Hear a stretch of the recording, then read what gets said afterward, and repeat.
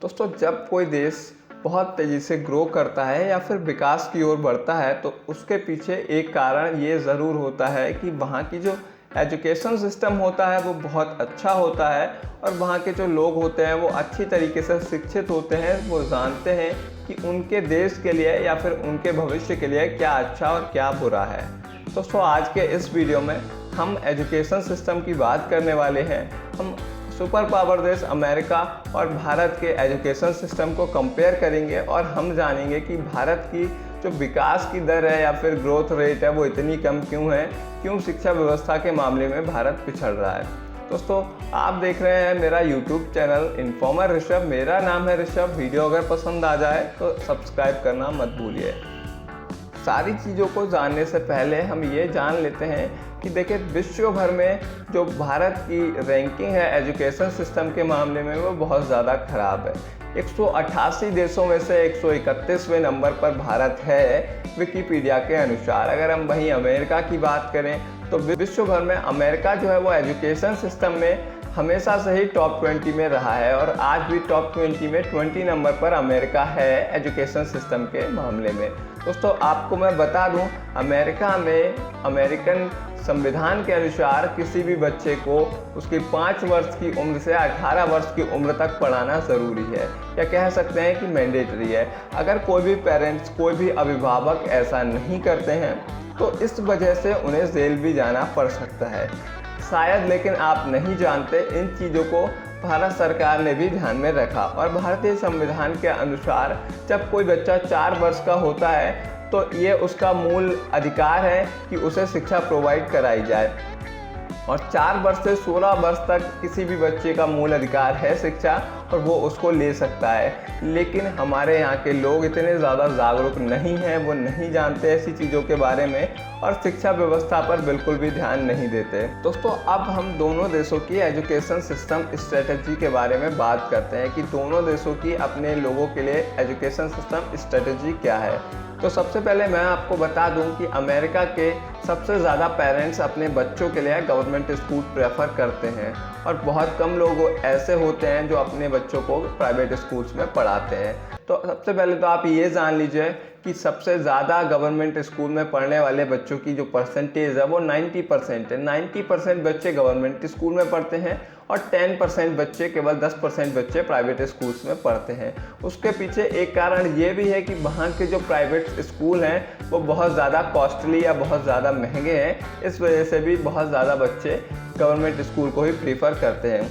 मैं आपको बता दूं कि वहाँ के गवर्नमेंट स्कूल्स जो हैं वो भारत के प्राइवेट स्कूल से भी कहीं ज़्यादा बेहतर हैं। वहाँ की गवर्नमेंट या फिर वहाँ के स्कूल जो हैं वो एक बच्चे की इस तरीके से केयर करते हैं जैसे कि वो अपने घर पर ही हो और बच्चे पूरे कंफर्ट के साथ वहाँ पर स्कूल्स में रहते हैं। मैं आपको बता दूं कि एक बच्चे का स्टडी से लेकर डाइट तक का पूरा ख्याल स्कूल की तरफ से रखा जाता है। क्या खाएगा, किस तरीके से यूनिफॉर्म होगी और किस तरीके से घर से आएगा बच्चा, ट्रांसपोर्टेशन से लेकर सारी व्यवस्था स्कूल्स की होती है और जिसका कोई चार्ज किसी के अभिभावक को नहीं देना पड़ता। चलिए, अब हम बात करते हैं अपने भारत की। तो भारत में दोस्तों मिनिस्ट्री ऑफ एजुकेशन डिपार्टमेंट के अनुसार 65% बच्चे जो है वो गवर्नमेंट स्कूल में पढ़ते हैं। 20 राज्यों में ये परसेंटेज है कि 20 राज्यों में 65% बच्चे जो हैं वो गवर्नमेंट स्कूल में पढ़ते हैं और लगभग 35% बच्चे जो हैं वो प्राइवेट स्कूल्स में पढ़ते हैं। अब अगर 65% बच्चे गवर्नमेंट स्कूल में पढ़ते हैं तो ये एक बहुत ज़्यादा बात खतरनाक भी हो सकती है एजुकेशन सिस्टम के लिए। क्यों?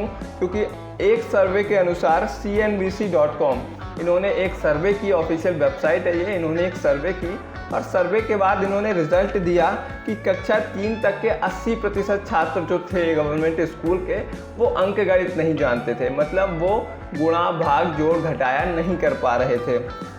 तो अगर 65% बच्चे जो हैं उस गवर्नमेंट स्कूल में पढ़ रहे हैं तो उनका भविष्य आप समझ सकते हैं कितना ज़्यादा खतरे में है।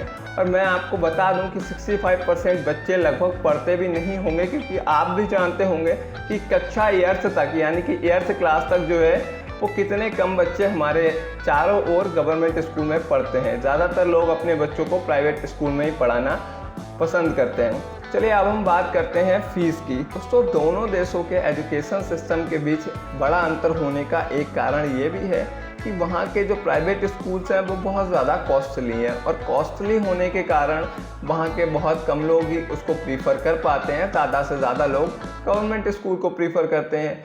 जब 90% लोग गवर्नमेंट स्कूल में पढ़ेंगे तो फिर वहाँ की गवर्नमेंट की मजबूरी होती है कि वहाँ की जो स्कूल्स हैं उन पर बहुत ज़्यादा ध्यान दिया जाए, और इसी को ध्यान देते हुए वहाँ की जो सरकार है प्रत्येक गवर्नमेंट स्कूल की रैंकिंग करती है या फिर परीक्षण करती है हर साल के अंत में, और उसी के हिसाब से उस स्कूल को रैंक दिया जाता है, जिससे स्कूल की जो है वो वैल्यूएशन तय की जाती है। लेकिन अगर हम भारत की बात करें तो भारत में ऐसा बिल्कुल भी कुछ नहीं होता। अमेरिका में एक प्राइवेट स्कूल में एक साल की जो पढ़ाई का खर्चा है वो 3 लाख से 17 लाख है, और इसी का कारण है कि सबसे ज़्यादा लोग जो है वो अपने बच्चों को गवर्नमेंट स्कूल में भेजते हैं। लेकिन वहीं अगर हम बात करें भारत की, तो भारत में आप किसी गांव या किसी कस्बे के छोटे स्कूल में जाते हैं तो फिर आपको वहां पर देखने को मिल जाएगा कि 3,000 रुपये से आप अपने बच्चों के साल भर के लिए एडमिशन वहां पर करा सकते हैं। अब दोस्तों 3,000 रुपये में बच्चों को ना ही इतनी अच्छी शिक्षा प्रोवाइड की जाती है साल भर, और ना ही वो सरकारी स्कूल में जाते हैं। सरकारी स्कूल में केवल और केवल उन लोगों के बच्चे जाते हैं जो आर्थिक रूप से बहुत ज़्यादा कमज़ोर हैं, जिन्हें 2 वक्त का खाना भी सही से प्रोवाइड नहीं हो पाता।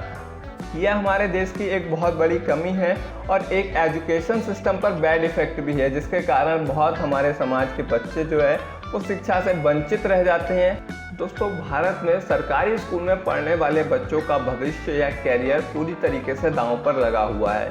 मैंने आपको पहले भी बताया और मैं दोबारा से उस बात को रिपीट कर रहा हूँ कि cnbc.com वेबसाइट ने एक सर्वे किया और उन्होंने पाया कि गवर्नमेंट स्कूल में पढ़ने वाले 3rd क्लास के बच्चे सही तरीके से गुणा भाग भी नहीं कर पा रहे थे, जबकि 3rd स्टैंडर्ड के बच्चों को अच्छी तरीके से इन चीज़ों का पता होना चाहिए। देखिए मैं आपको बता दूं कि ये एक कारण है भारत में बच्चों की शिक्षा व्यवस्था के खराब होने का। और वहीं अगर हम बात करें तो यूएसए में 3rd स्टैंडर्ड में जब कोई बच्चा आता है तब उसको लैपटॉप और मोबाइल या फिर टैबलेट चलाना सिखाया जाता है, और उसका काफ़ी ज़्यादा काम टैबलेट या फिर लैपटॉप पर उसको दिए जाने लगता है। जैसे ही बच्चा 5th स्टैंडर्ड को क्रॉस करता है, 6th स्टैंडर्ड में आता है या फिर 3rd क्लास में आता है, तो फिर उसे एक स्कूल के द्वारा, गवर्नमेंट के द्वारा पर्सनल कंप्यूटर दिया जाता है, जिस पर वो अपनी पढ़ाई का सारा काम करता है, असाइनमेंट से लेकर सारा, और उसके लिए कोई खर्चा उसे नहीं देना पड़ता।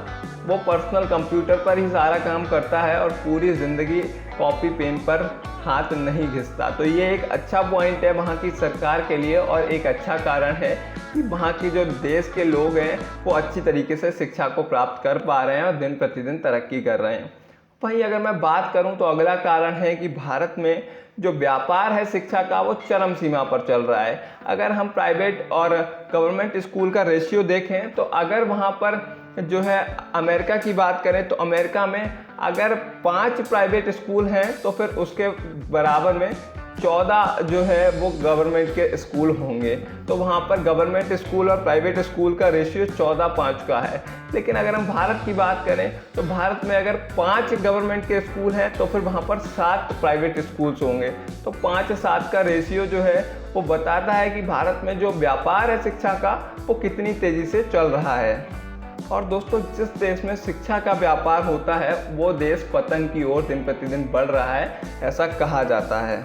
दोस्तों बिगड़ती शिक्षा व्यवस्था का एक कारण ये भी है कि विकिपीडिया के अनुसार पूरे देश में जितने भी सरकारी टीचर हैं उसमें से 25% टीचर जो है वो एक दिन में छुट्टी पर रहते हैं या फिर अब्सेंट रहते हैं। अब इसका कितना इफेक्ट पड़ता है चलिए हम थोड़ा सा डीप में चलकर जानेंगे।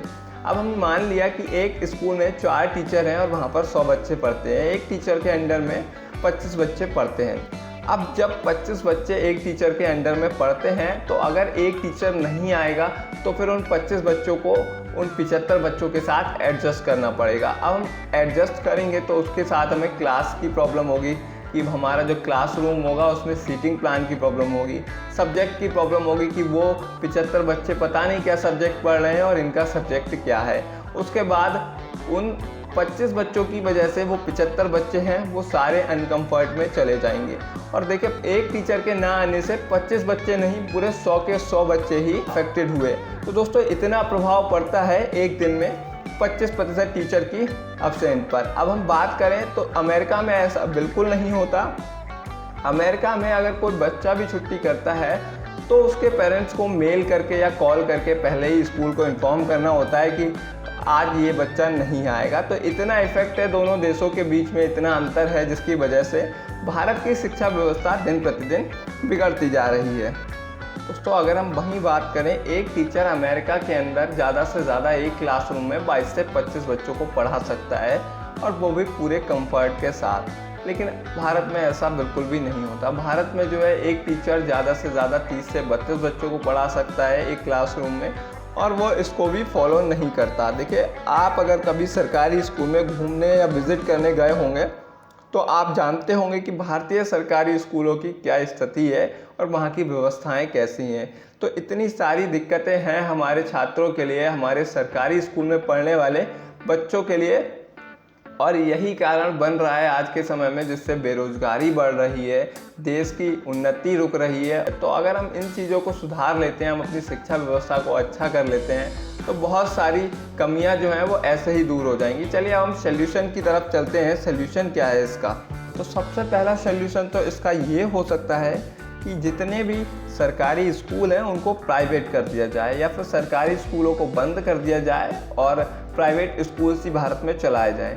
और उसके बाद जो गरीब परिवार के बच्चे हैं, जिनकी स्थिति बिल्कुल ऐसी नहीं है कि वो उन स्कूलों में पढ़ लें, तो ऐसी एक सर्वे कराई जाए और उसके द्वारा सभी बच्चों को चयन किया जाए जिनकी फ़ीस सरकार उन प्राइवेट स्कूल्स को दे दे। तो ऐसा करने से भी जो बच्चे हैं वो अच्छी शिक्षा को प्राप्त कर पाएंगे और उनकी जो समस्या है पढ़ाई की वो दूर हो जाएगी। और दूसरा तरीका इसका ये हो सकता है, या तो जो सरकार है वो सरकारी स्कूल पर एक कमेटी बना दे जिला स्तर पर, और वो कमेटी जो है वो हर मंथ जाकर सभी स्कूलों की सर्वे करे और एक परीक्षा के द्वारा सभी बच्चों की टेस्टिंग करे कि बच्चों का जो परिणाम है या फिर जो बच्चे हैं वो क्या पढ़ रहे हैं, और पूरी तरीके से बच्चों की जो व्यवस्थाएं हैं उन पर ध्यान दिया जाए।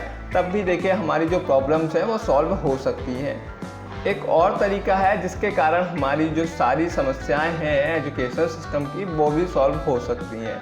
देखिए, अगला तरीका है कि जो प्राइवेट स्कूल्स हैं वो अपनी शिक्षा को इतना ज़्यादा महंगा कर दें कि वहाँ पर मिडिल क्लास तक का बच्चा जा ना सके। जब मिडिल क्लास का बच्चा दोस्तों सरकारी स्कूल में जाएगा तो लोग जो है वो भी ध्यान देंगे कि हमारा बच्चा पढ़ क्या रहा है और स्कूल में क्या चल रहा है। तब लोग भी जाकर कंप्लेंट करेंगे और इससे भी शिक्षा व्यवस्था में सुधार हो सकता है। गवर्नमेंट स्कूल्स की जो स्थिति है वो सुधर सकती है। तो ऐसा कोई उपाय अगर सरकार करती है तो भी हमारी जो व्यवस्था है वो सही हो जाएगी। और उसके बाद एक सिस्टम वही है जो अमेरिका करता है कि सभी स्कूलों को रैंकिंग दी जाए, और रैंकिंग के हिसाब से वहाँ के जो टीचर्स हैं उनकी सैलरी दी जाए, या फिर उनकी जो स्थिति है, उनकी जॉब है, उसको रखा जाए। जिस स्कूल की रैंकिंग बहुत ज़्यादा ख़राब है उसके स्टाफ को तुरंत निरस्त करके नए स्टाफ का चयन किया जाए।